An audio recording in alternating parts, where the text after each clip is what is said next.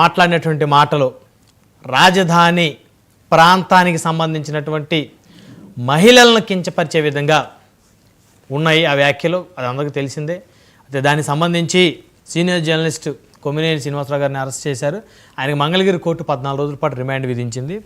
ఇకపోతే ఈ యొక్క చర్చ సాక్షి టీవీలో జరిగింది కాబట్టి సాక్షి టీవీ చైర్పర్సన్గా ఉన్నటువంటి భారతిరెడ్డి గారు జగన్మోహన్ రెడ్డి గారు సతీమణి, మరి ఆవిడ ఖచ్చితంగా స్పందించాలి, క్షమాపణ చెప్పాలనేటువంటి డిమాండు ఈ యొక్క అమరావతి ప్రాంతం మహిళల నుంచి పెద్ద ఎత్తున ఆ డిమాండ్ పెరుగుతూ ఉంది. మరి నిన్న చూసినా ఈరోజు చూసినా కూడా విజయవాడలో ఉన్నటువంటి సాక్షి టీవీ కార్యాలయాల మీద మరి వీళ్ళు దాడులకు కూడా యత్నించిన పరిస్థితి ఉంది. నిరసనలు తెలియజేశారు. కొంతమంది అయితే ఆ ఎదురు సాక్షి ఉన్నటువంటి బోర్డులు అయితే పీకేసి ధ్వంసం కూడా చేసినటువంటి పరిస్థితి ఉంది. సో ఇకపోతే ఈ మధ్యకాలంలో పదే వైఎస్ భారతిరెడ్డి గారు టార్గెట్ అవుతూ ఉన్నారు.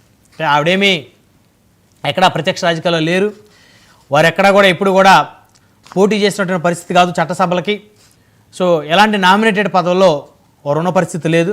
అదేవిధంగా వైఎస్ఆర్ కాంగ్రెస్ పార్టీలో కూడా భారతిరెడ్డి గారు ఏమీ కీరోలు ఎక్కడ కూడా వహించిన పరిస్థితి కాదు. సరే, తెర వెనక ఏదన్నా పాత్ర పోషించారా అనేది అది ప్రశ్నార్థకం. ఎందుకంటే ప్రతి రాజకీయ నాయకుడి కుటుంబ సభ్యులు తెర వెనక ఖచ్చితంగా పాత్ర పోషిస్తారు. అఫ్కోర్స్ తెర ముందు వారికి అధికారికంగా ఏ పదవి లేకపోయినప్పటికీ కూడా తెర వెనక ఖచ్చితంగా పాత్ర పోషిస్తారు, అందులో డౌట్ లేదు.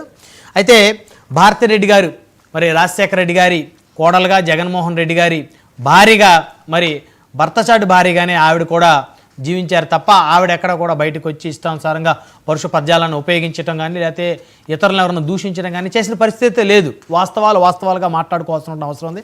అయితే ఇప్పుడు ఆవిడ పెద్ద ఎత్తున టార్గెట్ అవుతున్నారు. ఇటీవల కాలం చూస్తే కూడా కొంతమంది ఐటీడీపీ కార్యకర్తలు ఆవిడనే టార్గెట్ చేసిన పరిస్థితి ఉంది. ఆవిడ ఇష్టానుసారంగా మాట్లాడారు. ఆ కేసులో మరి కొంతమందిని అరెస్ట్ కూడా చేశారు పోలీసులు. రిమాండ్కి కూడా వెళ్ళారు. తర్వాత మళ్ళీ బెయిల్ వచ్చింది అనుకోండి, అది వేరే విషయం.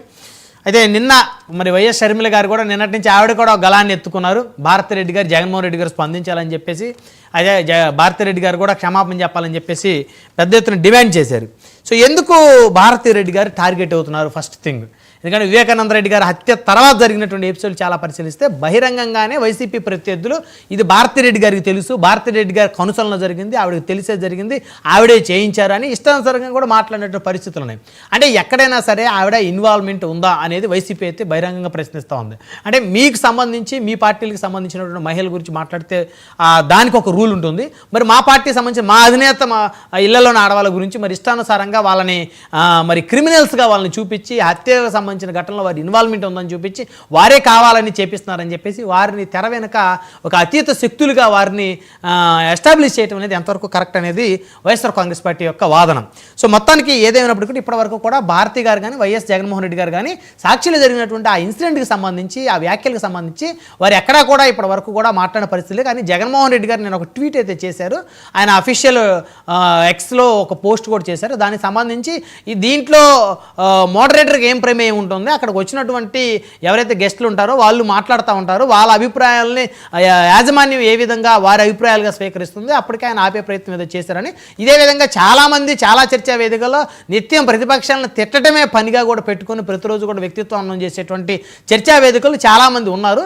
సో మేము ఎప్పుడు కూడా వాళ్ళ గురించి ఎప్పుడు కూడా మాట్లాడలేదని చెప్పేసి ఆయన ట్వీట్ చేసుకొచ్చారు. సో మొత్తానికి భారతి గారు స్పందించాలి, భారతి గారు బయటికి రావాలి, భారతి గారు సమాధానం చెప్పాలి, వైఎస్ భారతి గారు క్షమాపణ చెప్పాలనే డిమాండ్ పెద్ద ఎత్తున అటు రాజధాని ప్రాంతం నుంచి రైతుల నుంచో లేకపోతే అక్కడ ఉన్నటువంటి నివసించేటువంటి కుటుంబాల నుంచి మహిళల నుంచి అదేవిధంగా కూటమికి సంబంధించినటువంటి వివిధ రాజకీయ పార్టీలకు సంబంధించినటువంటి నాయకుల నుంచి అయితే పెద్ద ఎత్తున డిమాండ్ వస్తుంది.